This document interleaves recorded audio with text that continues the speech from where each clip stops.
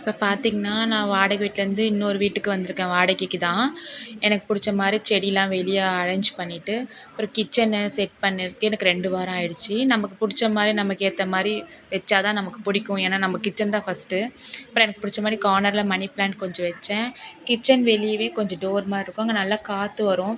நம்மளுக்கு பீஸ்ஃபுல்லா இருக்கும். எந்த தொல்லையும் இருக்காது. இப்போ வாடகை வீட்ல இருக்கும்போது ஃபர்ஸ்ட்டு மாடிக்கு கீழ ஏறிட்டுருப்பேன். ஆனா, இப்ப அந்த மாரி இல்ல. நம்ம வீட்டுக்குள்ளேயே எல்லா வேலையும் செஞ்சுக்கிற மாரி. நான் இன்னைக்கு மட்டன் ஈரல் தொக்கு செஞ்சேன். பசங்க சாப்பிட்ற மாரி. கொஞ்சம் ஸ்ட்ரென்த்தா இருக்கிறதுக்காக. அப்புறம் கொஞ்சம் சாப்பாடு, அப்புறம் சிக்கன் குழம்பு கொஞ்சம் வச்சேன்.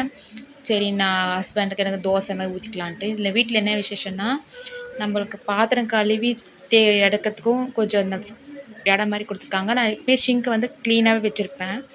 அதே மாரி நம்ம கிச்சன்லேருந்து சமைக்கும்போது பசங்க என்ன பண்றாங்க, நம்ம ஹால்லயும் பார்த்து தெரிஞ்சுக்கலாம். அதனால எனக்கு இந்த வீடு ரொம்ப புடிச்சிருக்கு. நல்லாவும் அமைஞ்சிருக்கு.